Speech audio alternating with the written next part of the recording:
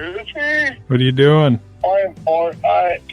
Oh yeah? Why didn't you click on the link? Oh shit, I should have. Yeah, we got a podcast right now. Kick us off, bud. It's all you tonight. Oh, thank God. I did some research. I'm all good. Welcome back, everybody, into the great wide opens on the Straycast platform. It's been a couple weeks or a month. So I've been on the road. Bruce has been home birthing children. We're ready to get back at it. Yep. Like to thank all our sponsors. We got a bunch of them. Powerhouse Lithium, ProTran, Crust City, Omnia. I mean, we got some of the best in the biz. FXR for me. Just got back to Minnesota here. Chilling out a couple days at the Fighter home and have the sports show coming up in a day or two. Looking forward to seeing everyone out at the Northwest Sports Show, and then off to the Classic. Yep. I'm just answering one-word answers, Brad. You just keep rolling, partner. I want to see what this is like to just rip on the popcorn and fire in with a joke once in a while. You're doing great, bud. You're the talker, though. You're the scoper. You're the talker. You're the glue that holds us all together, Brucey. Why'd you have to bring up the scope thing?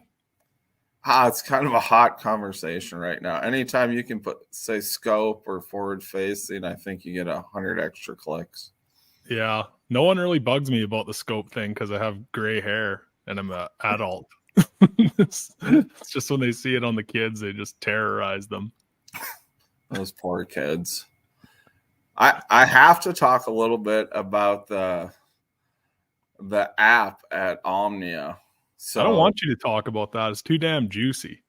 That's like, honestly, when I first saw it, I heard it on Bass Talk Live. Pete was on there talking about it, and I bought it right then and there. And it's like kind of a little sneak. Everyone's got everything these days, so if you can get an edge on them, it's kind of good. But I guess you gotta do what you gotta do, bud. We gotta help out our people at Omnia, but it is definitely. I used it a lot, like the pre-warm up for Santee, and actually during practice. It's if you're looking for clear water, warm water, a thunderstorm coming, a boat ramp. I mean, it's all right there. It has navionics, so you don't have to. You can be fishing off the bank with this thing and have 1 foot contours out there. So it is a real weapon, a real tool. And I mean, it's something from the weekend guy to the fun fisherman to the BFL guy, it's probably a must have. And it's, super reasonable. It's under $50. You get it.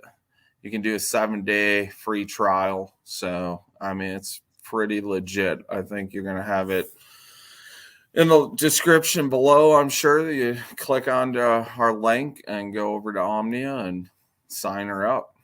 Yeah, a couple other links down there too. Links to Powerhouse Lithium batteries. They got the 16 volt. They got the 36 volt trolling motor batteries, the run and gun systems. You just keep her chooching all day long. A couple other links to Omnia. People always ask me about my big long pole at the bow of my boat, and I'm not sponsored or affiliated or anything. I'm just sick of answering. So it's a beat down ultimate mount. They started in the crappie world. And if you're 6.5 feet tall and spend most of your day staring at your scope, want to save your neck a little, click the link there. They sell them in Omnia. But yeah, I'd say hop on Omnia and check out the Crush City freeloaders. But I think they're kind of yard sailing all over the US. I've had a couple buddies now. Tyler Williams actually asked on the Get the Net podcast last week. I had him on. That guy is such a jig fanatic. He just took a white jig and a freeloader, like a big 3/4 ounce rubber skirted jig, put a freeloader on it. And that was his moping minnow rig, mid-strolling with a giant jig. And he asked me to grab some for him too. So keep an eye on those. As soon as the colors you want are back in stock. They might be right now, who knows? But obviously that stuff catches fish. Doesn't really need a push from us, but definitely she's a catcher. I will tell you what, we spent, it's basically a bed tournament down on Santee, and I spent a legit 10 hours a day going, full speed on that Garmin trolling motor, that Garmin Force. And those powerhouse lithiums just, I mean, at the end of the day, I still had 40%, 50%. I mean, they are a weapon too. Yeah, I remember when you used to have to put like the guys on Champlain to be putting generators in their boats. I was one of those guys one day on Tonka. I used to do that all the time. You never could get more than about 8 hours out of them. Yeah, you should just skip the batteries and run her straight off Jenny. Yeah. You'd probably go like 6 miles an hour. That'd be great. Yeah, but anyway, we've got the Opens champ, Kyle Austin. He's been around the Opens for years. He's always teasing it. He's a good dude, a good angler. We're going to have a good chat with him.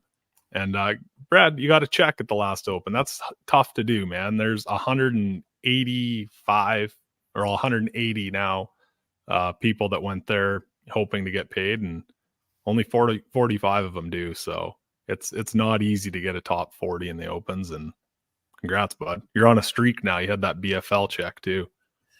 Yeah, it feels good to be on the right side of things. I think I don't know what the difference was, but just keep the head down, keep grinding. It's amazing the disparity between the EQs this year, the point race, it's last year's like by this time everyone was 200 points behind, and there's a couple guys killing it this year, but it seems like everyone's having a big flop. So yeah, I'm focused at the prize at the end of the year for sure. Yeah, we're going to get into that with Kyle too. One of my favorite parts about following you on Bass Track for those couple of days is on the last stray cast into the Great Wide Opens we did, you spelt your name wrong. You wrote B-A-R-D, Bard. And I had a lot of people called you out on my YouTube channel, and I had a lot of people chiming in saying, go Bard. Like lots of comments. Man, do I get royalties for that? If 7 people say your name backwards, I don't think that's how it works, but we'll have to check. That's, I don't know. I'm pretty sure I'm dyslexic, so that happens once in a while. What else you want to talk about before we get them on here? Should be hopping on any second. It's your show, man.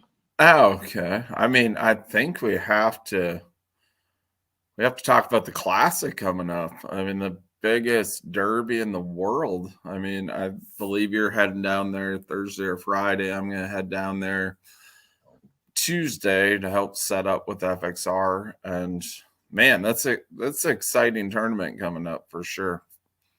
Yeah. No, it'll be a time. It's good to see everyone. Good to catch up. It's just kind of a pretty big damn party of like-minded people. So I'm just swooping in for the glory. I'm only going for a couple nights, but it's going to be fun. There's Kyle right there. This is a busy man, so we'll get him on here as quick as we can. Omnia Premium Pro gives you the confidence to eliminate dead water on thousands of lakes across the U.S. Exclusively on the Omnia app, use 10 unique data layers containing critical real-time mapping information to see water temperature, water clarity, contours, lake bed hardness, and important weather data all in one place. Matched with Omnia's loyalty credit program on all your tackle and gear needs, this is the only app you need in your arsenal for success on the water. What's up, bud? What's up, guys? How are y'all? Good. How are you? Man, hanging in there. Just getting ready to go back fishing. Are you on the guide program today? Not today. No, I actually just went and picked my boat back up from Falcon. But I got my tri-tune outside, getting ready to chase some catfish the next couple of days. Oh, cat daddy. You didn't clear off the bookings at all? You had to have known you had a pretty damn good chance at winning this tournament when you saw it on the schedule. Did I think I was going to win it coming into it? I knew I had a good shot. I spent a lot of time here. There's really not many locals around here.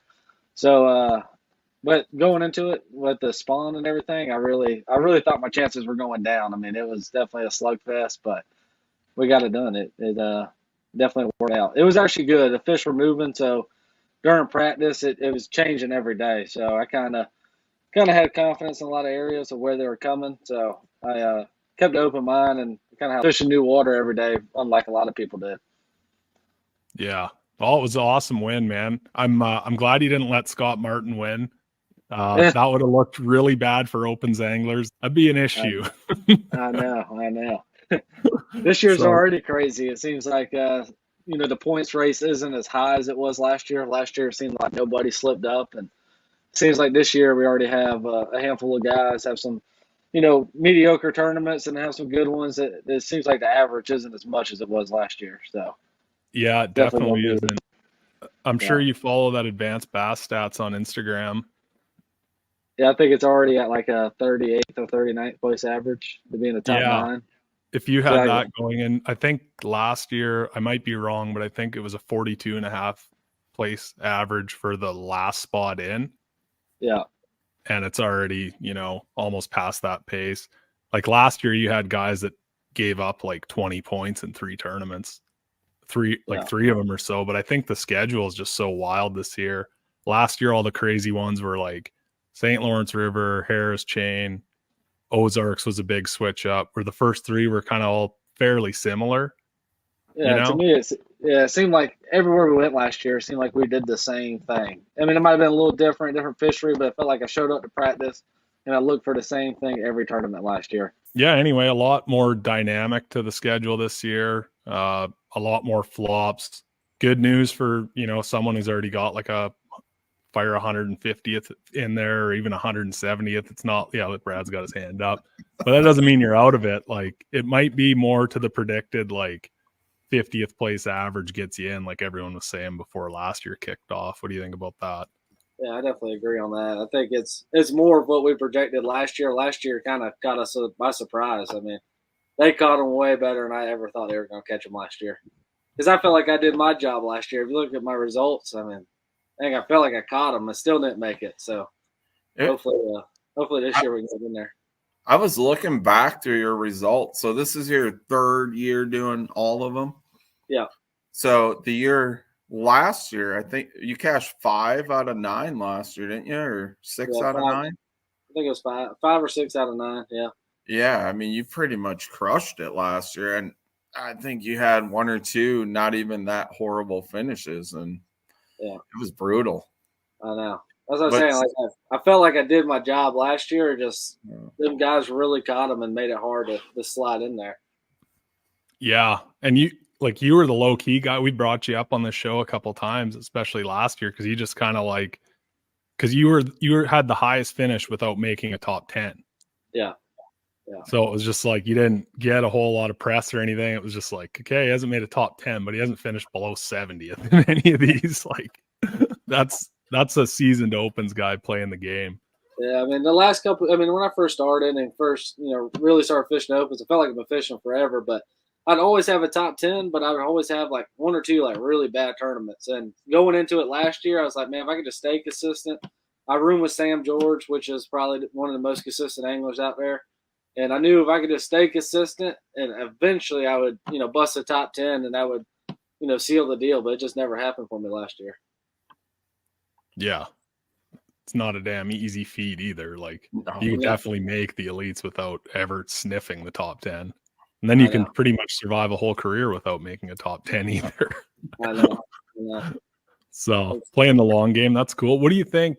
This is a kind of crazy thing too. All 3 Opens so far have been won by locals.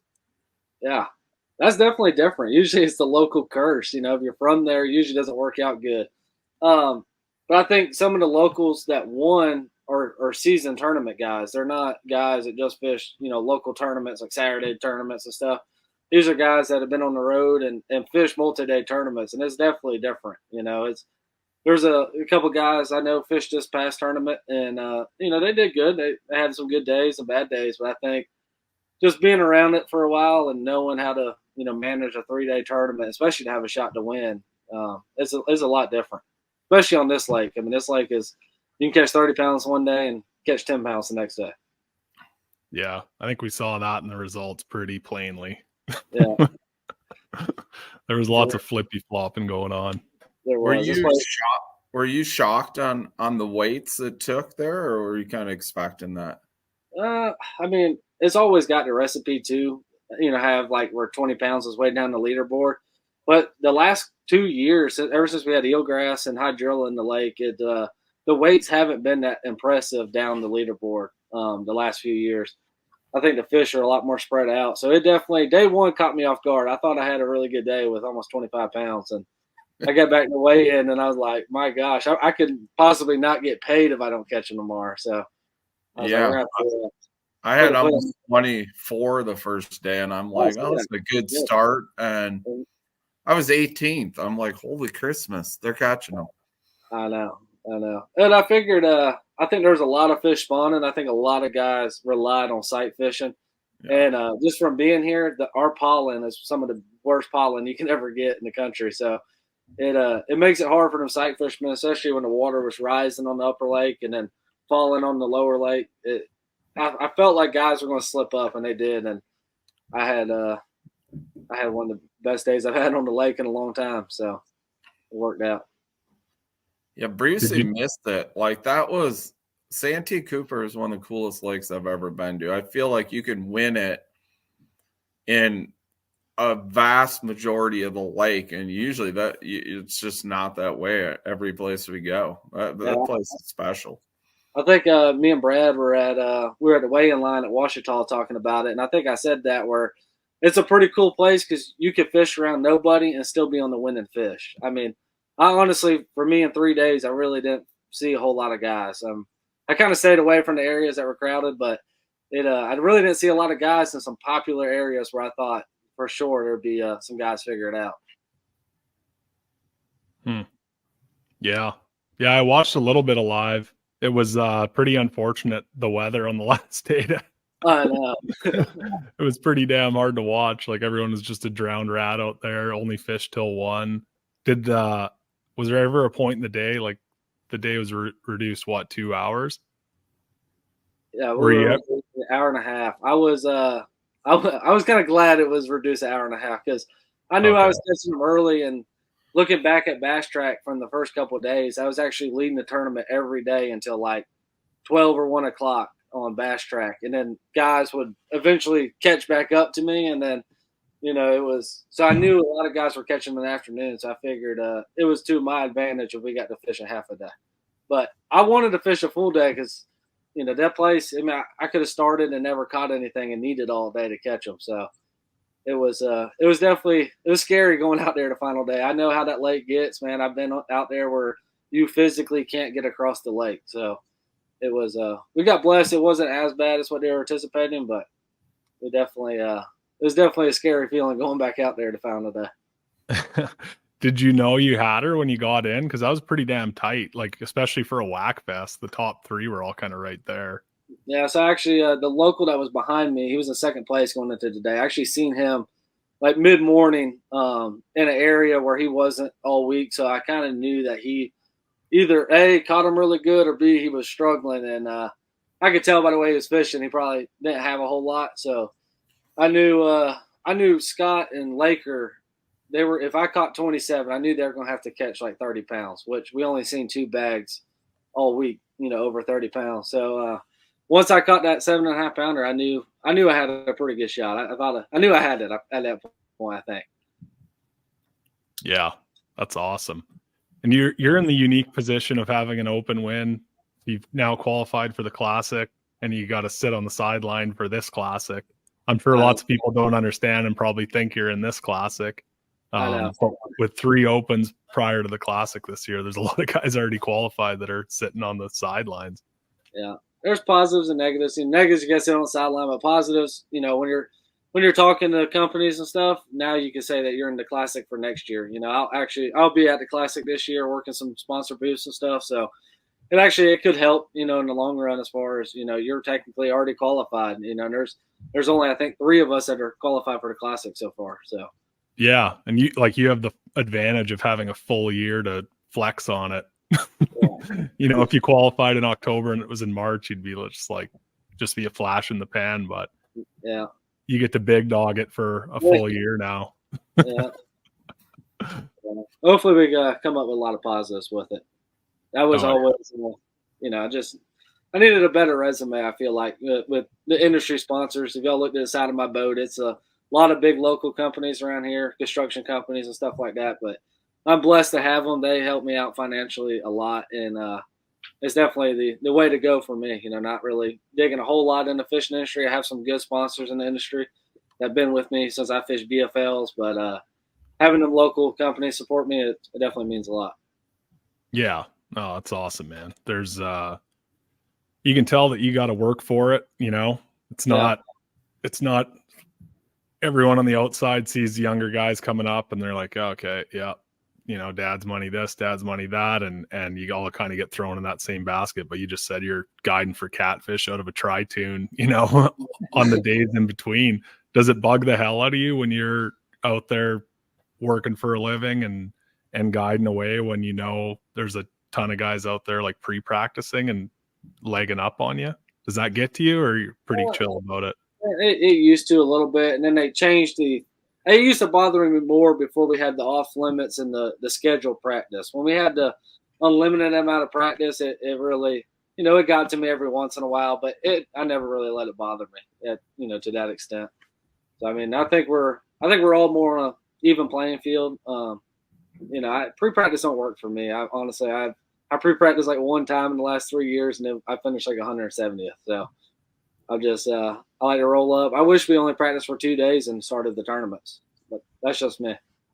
Yeah, I hear you. Bored with that. I think it'd save us a lot of money too. Yeah, 100%. I mean, it's expensive. I mean, them extra nights we have to stay somewhere and pay for gas and fuel and all that. That part's expensive, and I think the fisheries would show out a lot more if we only had 2 days of practice. Everybody just kind of get a feel of what the lake's doing, and I think we would all just more fish off our instincts. Now 5 days, man, the lake gets beat up. Them fish get smart. Brad's seen it. Bruce, you've seen it. By the 5th day of practice, everybody knows what's going on because everyone. It's crazy. It's like they have a beacon in your boat. It's like you find something the first 2 days, you might as well abandon it because everyone else is going to find it and trash it. You might as well move on to something different. Yeah.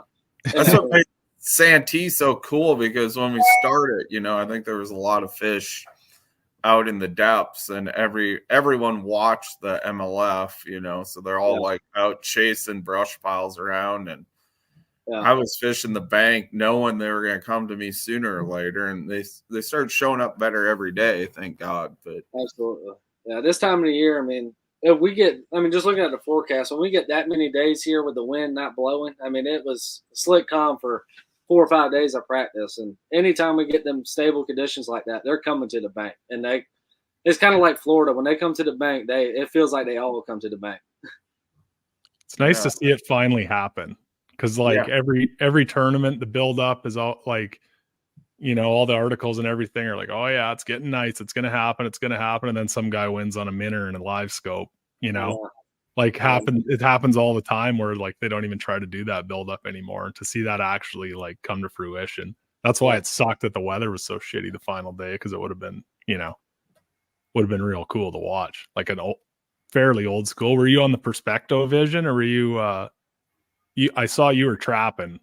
So I started every morning like in a current seam, and I didn't use live scope at all. Honestly, I don't even know why I cut it on every morning. You can't see them in that current like that. It's ripping too hard. It's kind of like smallmouth fishing. Sometimes they get so glued to the bottom you really can't see them.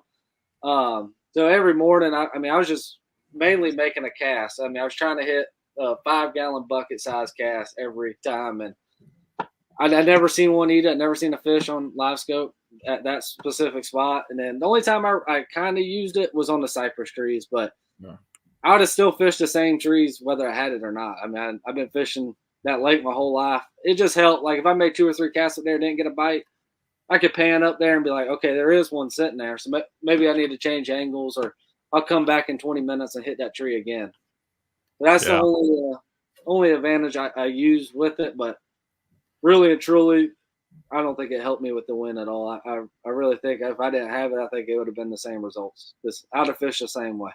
If you would have just taken it off your boat at takeoff in the morning, you would have made Randy's calendar. He's doing one guy for every month who wins a tournament without live scope. So you could have been like Mr. February. I know. I mean, if you think about the last how many major tournaments, I mean, there's very few that have been won without live scope. So that's awesome. That's good to Yeah. hear about. Gives us hope a little bit. Yeah, I mean, I'm not an anti-live scoper. I mean, I use it for my advantage when I have to. I mean, Yeah. I'm more of a structure guy. I use it for brush pile stumps, stuff like that. I'm not a big, chasing individual fish out there in the abyss. I don't really care for that a whole lot, but I definitely use it when I have to. And I mean, it was kind of cool to win it, really not using it. So it was kind of the old school way. I mean, that's what Santee reminds me of. You come to Santee, I mean, it's old school towns. Everybody, I mean, you got guys in john boats out there just catching bass, slamming them against coolers. I mean, it's an old school place. I mean, it ain't a very modernized lake, that's for sure. Did I hear you knocked your lower unit off in practice? No, I didn't knock my lower unit off in practice. Now I haven't hit nothing all week. I hit a tree in the final day. I was stuck in the current, and the tree whipped me around, and I hit the side of my boat and had to get a little bit of fiberglass work done. But other than that, I did knock my motor off my pontoon boat back in October, if that's what you're talking about. That's probably what I read then. Yeah, I knocked the whole motor off the boat. Did you have the full guide crew on board? I did. I had 6 guys in the boat. Yeah, that feels good, hey? It was an awkward 20 minutes, that's for sure.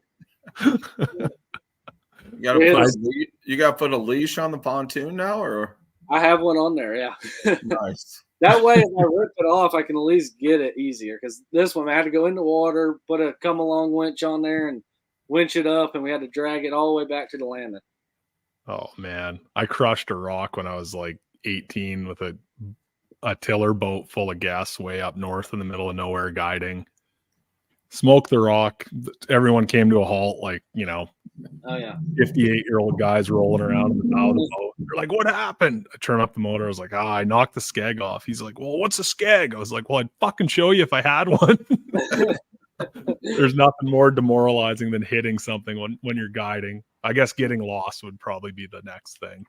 Yeah, I've never been lost. I've been out there in some nasty weather. It's actually weird. Like Santee's a big place. It gets rough. Like there's no doubt about it. It's one of the roughest lakes I've been on. And but the catfish, some of them nasty days when it's really gassing out there, that is when we crush the catfish. So that's why we fish out of big boats and we go out there when it's nasty. How big do those cat daddies get out there, and what kind are they? They're mostly all Arkansas blue catfish. A big one to me is like anything over 30 pounds is, that's like catching a 6-pound bass. And but we catch them, 50, 60, 70 pounds pretty frequently. You have awesome. Catfish fries, then you eat those suckers, or how does that work? Oh yeah. All my clients pretty much 90% of them keep the catfish. We the goal for me is to fill up a cooler with nice eating size fish, which are 10 to 20 pounders, and then anything over like 25 pounds, we usually throw them back, catch and release on those. Yeah. Do you fish out in the middle of the lake for them, or they move around, or how do you target those suckers? So I fish Lake Marion the most. So if you're familiar with it now, they're either A, in the river channel, like on the south side of the lake that runs that river. They're either A, in that, on the sides of it, or they're up on the flats, or they're out there in the dead forest, or the funnest way to catch them is when they're in the shallow water, which is right now. Like tomorrow, we probably won't fish no deeper than 4 foot for catfish tomorrow. Like on Kentucky Lake, they have all these boxes built all over with rocks on them. And I think when the water rises, they go in there and spawn, and they reach their hands in there and grab them. You guys do any of that or no? I don't personally, but there is some guys out there, they noodle for them. But that's for flathead catfish. Okay. Yeah. I ain't sticking my hand in a hole. That Oklahoma lake we went to last year had a bunch of them little cat daddy houses. Yeah. There were some bass in them too.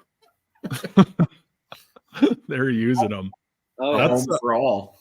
You don't ever have to guide for bass there, do you? I do guide for bass, yeah. Is it kind of painful? Like it doesn't seem like a major numbers lake. Like it seems like it'd be way more fun to go lean on. Definitely not a numbers lake. The grass has kind of made it easier, like post spawn catching numbers, but I tell like most of my clients know before they come, like, hey, I'm going out there to try to catch y'all a 6, 7, 8, 9 pound bass, and we might only get 3 or 4 bites all day, but we'll have a shot at one of them giants. It's more people that never been to Santee Cooper and they want to come here just to experience the lake. That's kind of more my bass trips. And then my catfish trips, I get people from all over the place. It's actually a top probably 5 catfish lakes in the country. So a lot of people come here to catfish. So what's like a standard trip? Like who books the most of those? The catfish trips? Yeah. Like what does one look like? Yeah. So most of them were usually 4 or 5 guys 90% of the time. But I get a lot of families like in the summertime where it's, a father or a mom, a dad, and 2 kids or 3 kids. Or I get bachelor trips. I've had bachelorette trips. I've had all types of stuff out there. What's your go-to catfish bait? You like throw out a big chunk of meat or a liver or a chicken, or what's the deal? Yeah, so there's all different types of things, but 90% of the time we use herring. Herring. Yeah. And we use the whole herring. They're usually 6 inches long, and we butterfly it, and we drift fish a lot. We use drift socks, kind of like they do up north, and we fish backwards and we fish out the front of the boat, and we use the big motor to control where I'm going. We usually drift like 0.5 mile an hour, and we're trying to stay on big schools of them. You ever catch a bass doing that? Like ever catfishing? Yeah, but usually around February we'll have a good shot at catching a bass doing it. Big Magnum one too. It's usually not a small one when you catch a bass out there. But it amazes me as much as in the springtime we fish around those cypress trees with cut bait and all that, catching hundreds of catfish, that I've never caught a bass doing it shallow, which blows my mind. Because we'll throw the catfish bait, right up against the cypress trees. Really? You'd think a big herring near a spawning bass would be automatic.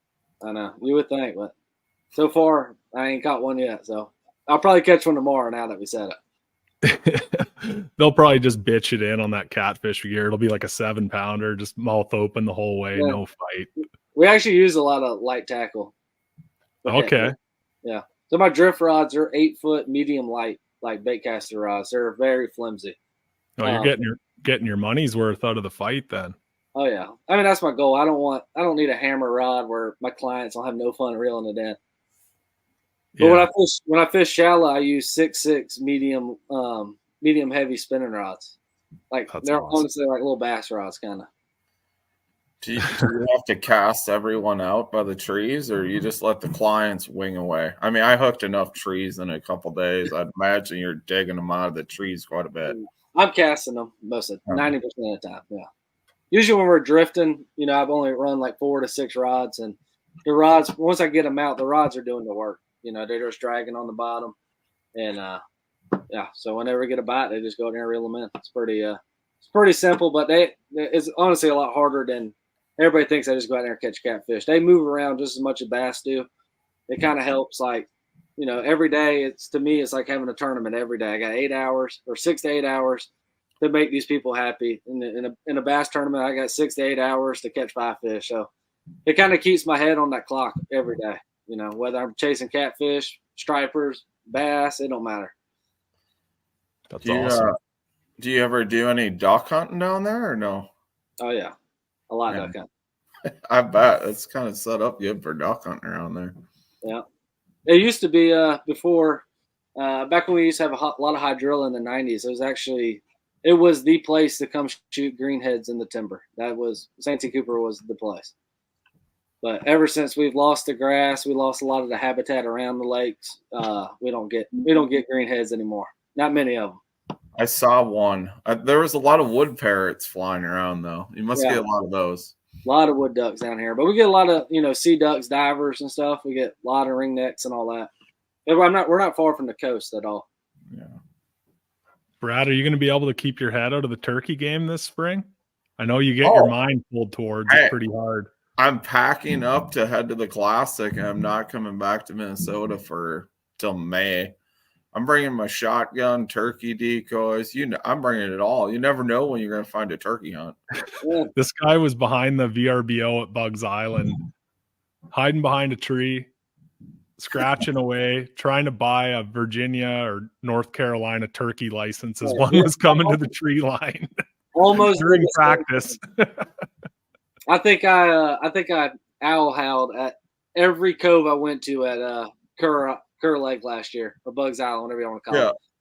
I've never seen so many people at the boat landing with dead turkeys in their John boats after I just fished all day out there. I was all fired up. That Well, place is going to be a public land hunt. I think Chancey Walters was actually on a pretty good turkey there, and I guess a bass guy come ripping in and scared it away.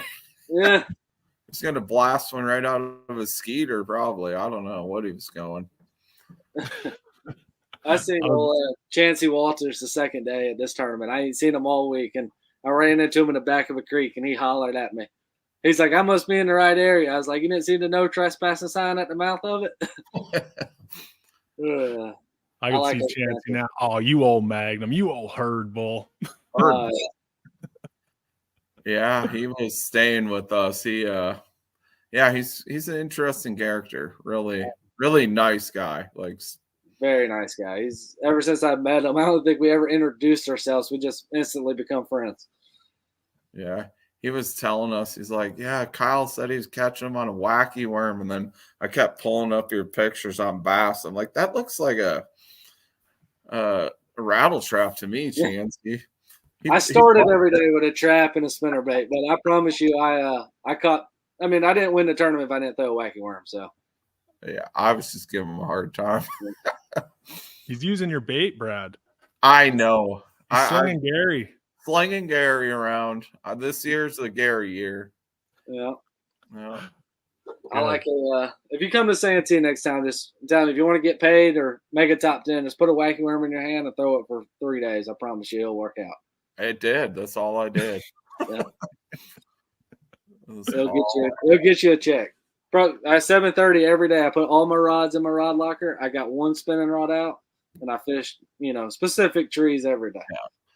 It was crazy though. You kind of touched in on that morning bite. It was crazy how good the morning was there. Like the first hour or two, it was just lights out, and then it got a lot harder throughout the day. I was telling Sam, he was Sam George. He was worried about he had spawning fish, sight fishing. He was worried that he didn't have nothing to start on, or he couldn't catch them just fishing. I said, I promise you, if you go to where you got those spawners at, go fish it first thing in the morning. That is my best guide trips. We'll start in like spawning pockets, and then we'll catch. I mean, sometimes we'll have 25 pounds in the first hour. Just fishing around. It is the morning for some reason is key. He had like an ounce on you after day one too. I know, you got me. I saw you guys stacked up there, the old roommates. Yeah. And I got back to weigh in. He's like, what you got? It's like, I don't know, like 24. He's like, so do I. He's like, I think I'm gonna beat you. I was like, oh, so you better tighten it up tomorrow because I'm coming. Yeah. I think if we ever go back, we should do like a stray cast catfish trip. That sounds like more fun. I want to see Brucey like hogging one of those big catfish and give me a big hug. Pat Renwick out there screaming at the catfish. It'd be good times. I know. I'm actually building a new catfish boat, so it's gonna be a cool one when I get it done. You got to put some holes in the floor of her. What you say? Holes in the floor? Put some holes in the floor. Some jigging holes. Oh yeah, we gotta make Brucey feel like he's at home digging through that ice. Yeah, fully custom. One of these days, I'm gonna go ice fishing. That's my bucket list. But one of my bucket list things to do. Yeah, well, you'll check it off your bucket list and wonder why the hell you did that. Yeah.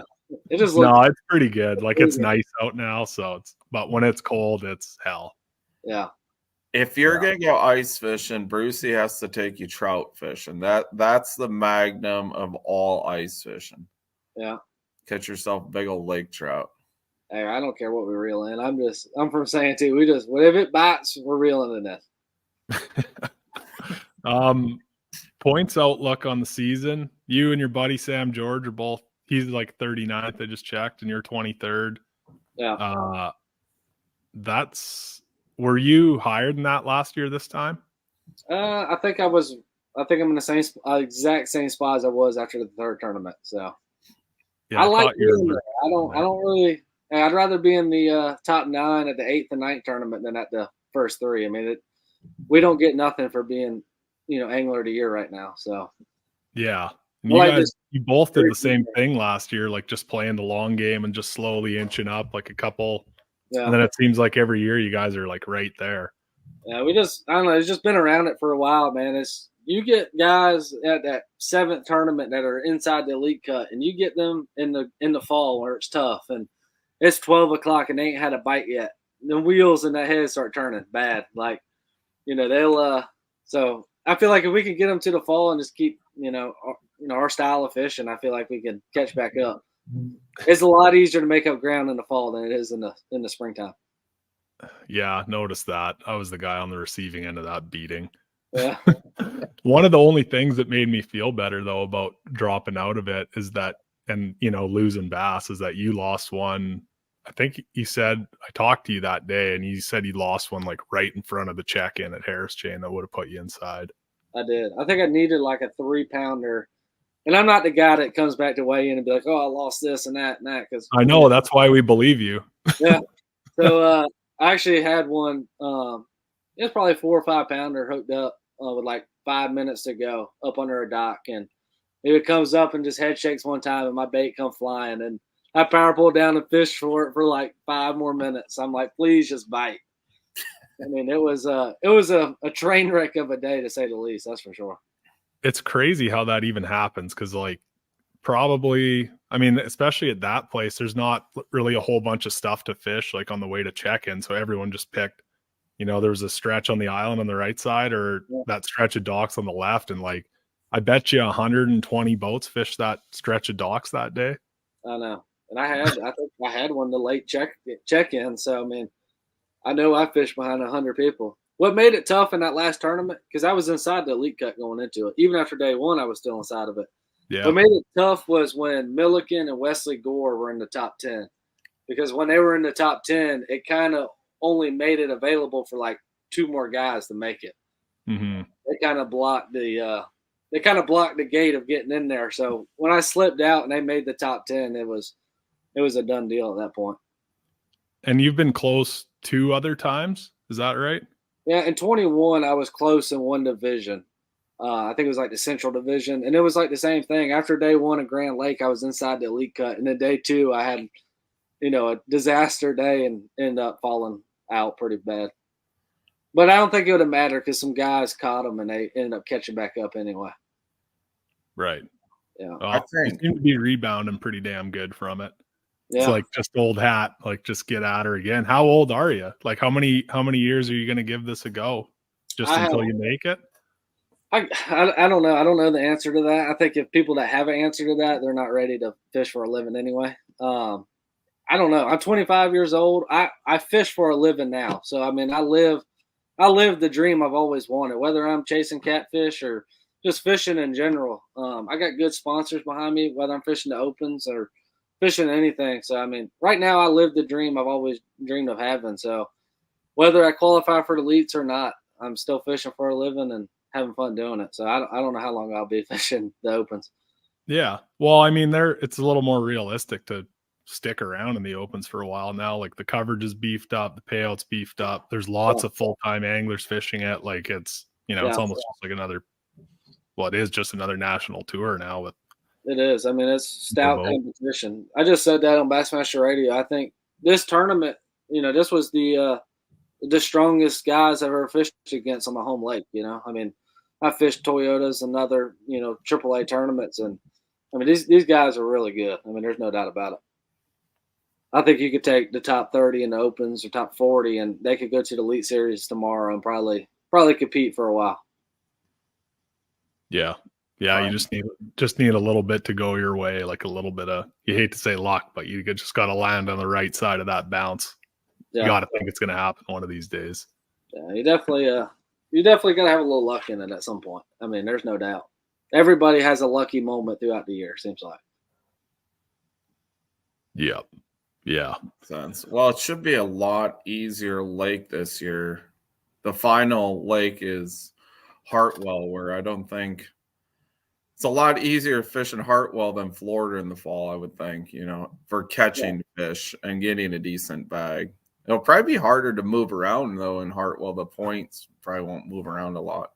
Yeah, I think going into Hartwell, if you're going to qualify, I think you need to be inside that cut already, or I mean, you need to be like one or two guys out of it. I don't think you're going to see a guy come from 19th or 20th and make it that last tournament. Hartwell stacks the weights. It's kind of like fishing up north where the weights are very stacked, and everybody seems to catch them there. Yeah, like if someone bombs and doesn't catch them, they'll have 11. You know, they're still going to catch 5 Right. bass. Yeah. That's going to be interesting. I think the real curveball is going to be the Leech Lake, Minnesota. Yeah. That's going to be freaking wild to watch. I know. We got to keep the local streak going. Oh, Brad. I can't really say I'm a local. Don't backpedal now, Brad. Yeah. I live within 3 hours of it, so that's pretty local for an open for me. But yeah. Well, don't worry. Before this tournament, I told everybody I'm just a catfish guy. I don't even bass fish Santee anymore. Hey, I used to guide ice fishing on Leech all the time for walleyes and perch, so I'm just a walleye guide. That's right. Yep. Oh yeah, there's going to be some deep fryers barking at that one. The boys will be harvesting the walleyes for sure. Oh, I will cut the sides out of a walleye. There's no doubt about it. Well, you will catch plenty up there. I like it. Yeah, I like the schedule. I like the curveballs. I mean, places we've never been to. It should be interesting. Yeah, it's been cool to watch. Fun to follow. Yeah. What's next? That you guys aren't at her till June now, right? May 2nd. Yeah, Logan Martin. Okay, I don't know why I thought June. Huh? Oh, it's a nice little break, little classic break. Yeah, y'all are going to the classic, both of you? Oh yeah. Yeah. Yeah. Heck yeah. I'll be that drunk guy at the bar falling over. That's what I usually do. I like the bar, so that's why I'll see you there. Then. I'll text you where we're at. Brucey's a good bouncer too. Brucey has a big stature to him. He's like a football player. I'm gonna park my truck camper just right outside of wherever we're going in Tulsa to party. Just live in the parking lot, maybe. I seen your new camper. Everything looks pretty sweet. Yeah, it's been cool. Now that I'm not on the road for 9 tournaments, I figure I better get a truck camper to sit at home. I have a truck camper. I'm actually living in a camper in my parents' backyard. We're building a house right now, so we're kind of homeless. Yeah, well, you just went to granite countertops from laminate with the win, I bet. I know. My wife, she's already wanting to buy all this crazy stuff. I'm like, can we just act like we never won that money? No. Yard sale it. That's awesome, man. Sounds like a perfect time for a good bump. And it's I mean, you got to think that's going to give you like something to fall back on mentally for the season, you know, just something to look forward to. Like having it out of the way that early is, you know, it ain't going to hurt things. No, definitely. It definitely makes it a little less stressful just because, I mean, I'm in the position, I'm at 25. I'm about to start paying a pretty stout mortgage because interest rates are through the roof. So just a lot of things are about to change in my life, you know, expenses I ain't never really had to pay. You know, I've been planning on it. I've been working on saving money, whatever, but it definitely helps the cause a little bit. Yeah, man. What else we got for this fella, Brad? I mean, he's kind of covered it all. I was more interested in the catfishing, but it seems like I've done like 2 different. I did a Bassmaster radio and y'all, and I've talked about catfishing more than I talked about that I just won catching bass on Santee. Well, everyone's gonna ask you about bass fishing. We gotta talk about catfishing. Obviously, you're good at bass fishing. We gotta find out the juice on catfishing. Yeah, there's not many catfish guides in the open, so no, not many of them. Well, I mean, when I quit my job, I wanted a guide, and I was going to bass guide, but I knew to guide full time, year round, you're going to have to chase a different species. So I grew up catfishing, and I just kind of got into it, and I do it a little different than most of the old school guys. I use side scan a lot, and a lot of the old school guides, they don't even know how to cut side scan on. So that's how I find them. I just idle until I find them, and when we find them, we usually catch them pretty quick. Yeah, I'd imagine they don't hide real well on those. No, they pop up when you find the right ones. It's mind blowing how many there is. You're counting whiskers. Yeah. Awesome, man. Well, we'll leave you to it. Congratulations again. Gonna be following you the rest of the season. I'm sure you're gonna be right there at the end of it, and best of luck to you, bud. We'll see you at the Yeah. Classic. I appreciate y'all. I'll see you on the Yeah, Classic. thanks for coming on, buddy. Thanks for the time. Yeah, man. Cheers. Thank y'all. Take care. Thanks. Well, Brad. Yeah, he's good guest. Awesome. Yeah. Can carry a conversation. That's a big part of fishing for a living, I think, especially guiding. Imagine just being a guide and sitting there all day like a damn potato. Yeah, I know some that are like that, but yeah, I mean, and the cool thing about Kyle is you can tell he's a hard worker. He's worked for everything in his life, and you got to respect that. Like, that is, a lot of people don't work for it like he does. Yeah. Yeah, you're in that W for sure. Super pumped for him. That was, who I was pulling for. That's why I tuned in on the last day, and nice to see you do good there, and fun to watch the EQ leaderboard swap around. So, are we going to fire one up before the next Derby? We got to, eh? Oh yeah, we're definitely gonna fire one up. We're gonna have a guest on the next one that he hasn't been on very many podcasts, and he is gonna be a stellar guest. I'm not gonna say who, but it is gonna be a good one. All right, I trust you. Yeah. Okay, well, thanks everyone for listening. Don't forget to check out the Omnia Premium Pro app. Put it down in the description below, and we'll see you guys on the next one.